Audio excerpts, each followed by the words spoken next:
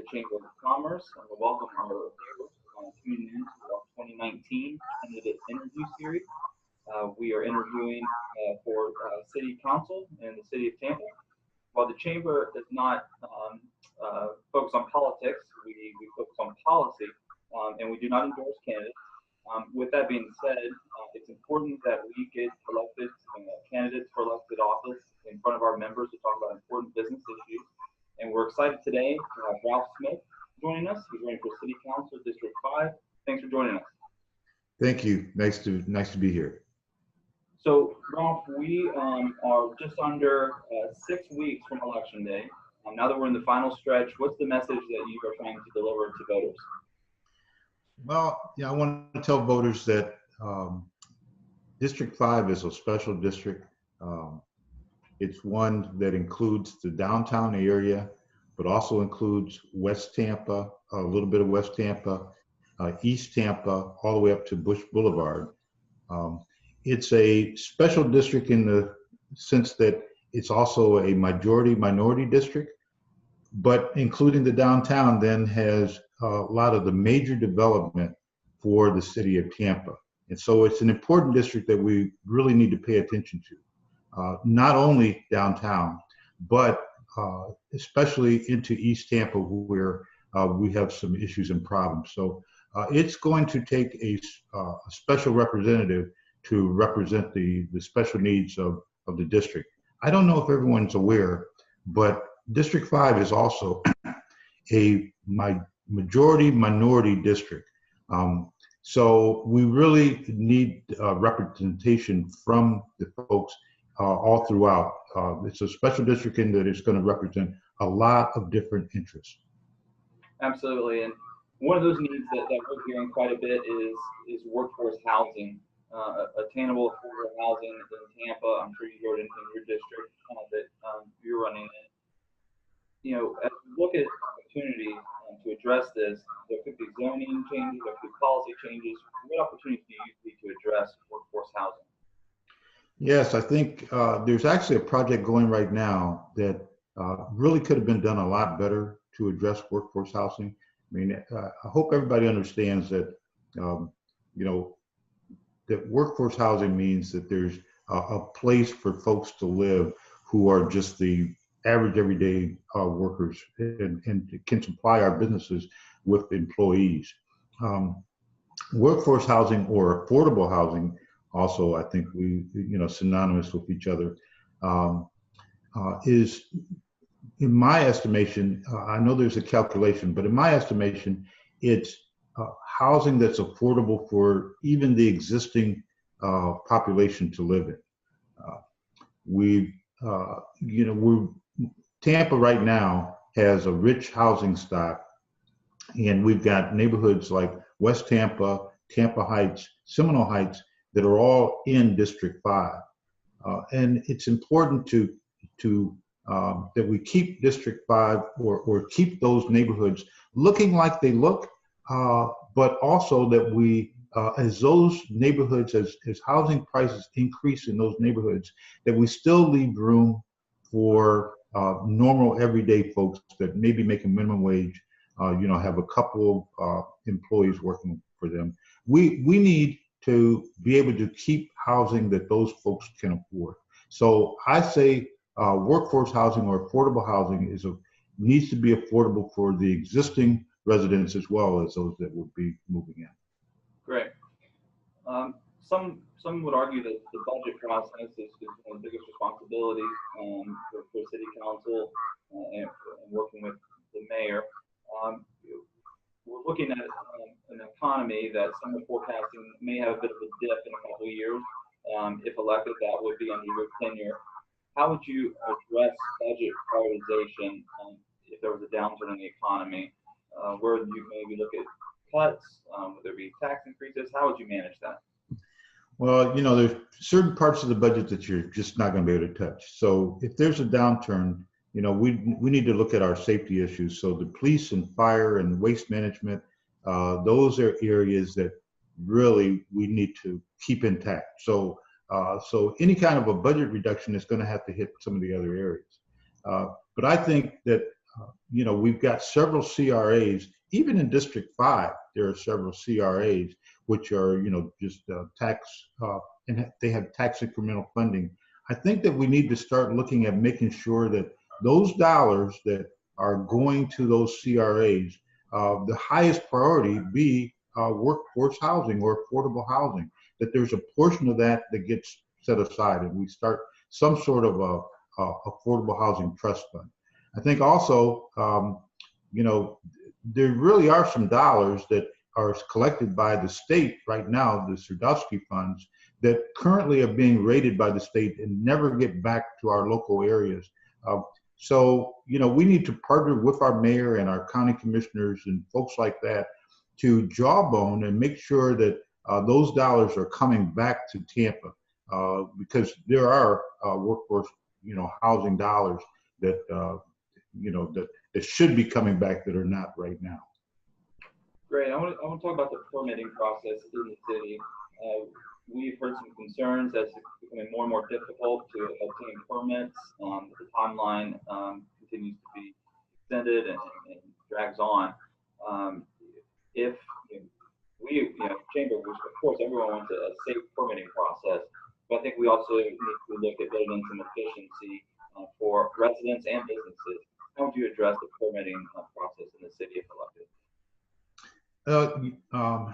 So I'm not that familiar with the permitting process, but what I would say is that something definitely is broken. I mean, I'm looking at West Tampa right now in the Soho area where we put up several condominiums, but the roads are absolutely a disaster right now. And, I know that we just passed countywide the transportation referendum, which is going to include some money for the roads, but that should not have been the responsibility of the citizens to take care of that. That should have been part of the responsibility of developers that put those condos up there and tore up our roads. So, we've got things on the books right now. I think the permitting process, we should stick with what we have and only talk about, where there needs to be exceptions made. But those exceptions should be made for good reasons that are going to benefit the majority population. I mean, it's got to be something that really people are going to want, and it's just, we're making changes only to modernize our zoning process. Great. You mentioned the Serdowski Trust Fund earlier. I want to talk a little bit about home rule and preemption. Local governments across the state continue to express concern that there's a Tallahassee knows best mentality at the state level. Do you agree that preemption is an issue? And if so, how would you work to build a strong working relationship with our state delegation? Well, I know our state representative and our state senator, so I would definitely work with them.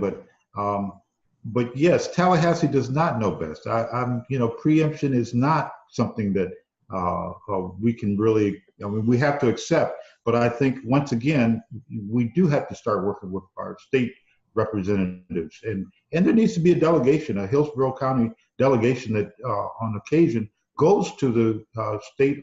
Goes to Tallahassee and as a group ask for some of these changes. So I plan to work side by side with our Hillsborough delegation and our state representatives to make some changes with that. Great. I want to chat a little bit about economic development. Public-private partnerships or P3s, they're an asset across the country for local governments. What opportunities do you see for public-private partnerships in your district in the city of Tampa? Okay, I run a organization. I'm a founder and a director of a nonprofit called Computer Mentors Group, and we just exercised kind of a public-private partnership. And the city had not put in their budget enough money to replenish all the computers within all the City of Tampa Recreation Department sites, which there are 24. And so we applied, and won a grant from the city, a community development block grant, where we have now replaced all the computers around the city and all the recreation centers. And it was a match grant. We had to, it was a $100,000 grant, but we also had to find another $100,000. So we did. We went out and got one of our foundation supporters to actually come to the table with an additional $100,000 to help us do this. And the reason that we did it was because, of course, once these computers are in place, it actually gives us opportunity to spread the wealth of our training programs to all the kids all around the city of Tampa. So that's a really good example of what a public-private partnership could do. And I believe in those. Great. You mentioned transportation earlier, and you mentioned the referendum. That was a chamber supported referendum, and we were excited to see it pass in November. There's new dollars obviously being injected into transportation projects. We all have a list of transportation projects that we would like to see get done. But my question for you is, out of the gate, what's the number one project will be your first priority for transportation if elected? Okay. Well, I'll tell you. So we have to work with what we have, but I'm also going to tell you that I really would have liked to have seen that transportation referendum be a little bit different. For me, I would have liked to seen a project that was promised to be completed, and that project that would be completed for me would be some sort of a light rail system that would connect downtown to the airport and to the university area. That would start the ball rolling for us to get light rail in Hillsborough County and Tampa. I think that's very important, and we really need to do that. So out of the gate, that's the first project that I'd really love to see. Great. Leadership.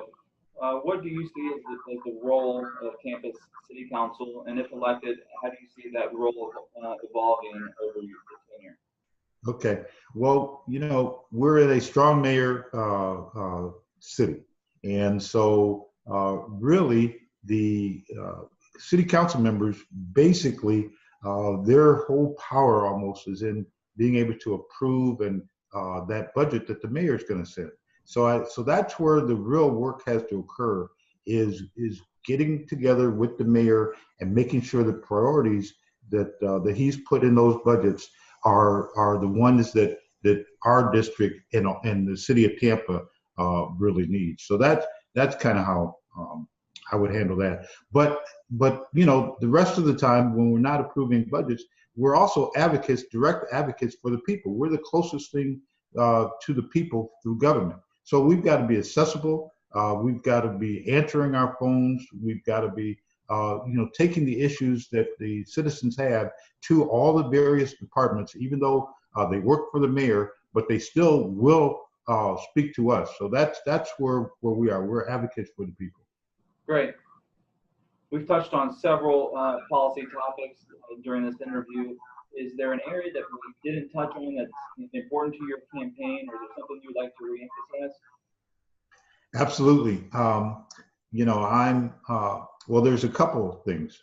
One is if you look at the organization that I currently run, and you're thinking about apprenticeships and things like that, I would really like to see an expansion of non-college type apprenticeships for our young people as they're finishing high school. Maybe some of these would start in high school, but they would give them other opportunities other than college, because everybody is not going to go to college. So, besides computers, which is an area that people can get into without having to have a college degree, we want to look at some of the other areas, especially things as it relates to, the port, because there's lots of great jobs out there in the port that really go wanting because we don't have the people to supply. So that's number one. But I would also like to do something about assisting minority companies actually get a larger piece of the pie. I don't know if people are aware, but with District 5 being a majority minority district, in fact, more than 50% of the voters in District 5 are African American. But right now, through contracting, the city only contracts with only 2% of the dollars contracted by the city actually go to African American businesses. And what I'd like to do is start some sort of a mentorship program that would be financially beneficial to both sides, but to have existing companies that are currently getting contracts from the city partner with minority companies in such a way that they could both make money, and we could actually start building some of our building our bench of minority companies in the city of Tampa. Great. Where can our viewers go to learn more about your campaign? Yep, they can go to our website, www.ralphfordtampa.com. We're also on Facebook at ralphfordtampa.com and Twitter. I'm not a big Twitter guy, but I'm on Twitter also as ralphfordtampa.com. You can also look for, Ralph the Computer Guy, because that's how a lot of people know me, in all the different venues, Facebook and Instagram and that. Ralph the Computer Guy for City of Tampa, or ralphtampa.com. Great. Well, Ralph, on behalf of our 1,400 members, our board of directors, thanks for joining us today, and thanks for your willingness to serve in an elected capacity. We really appreciate it. Well, thank you, and I enjoyed our time together this morning.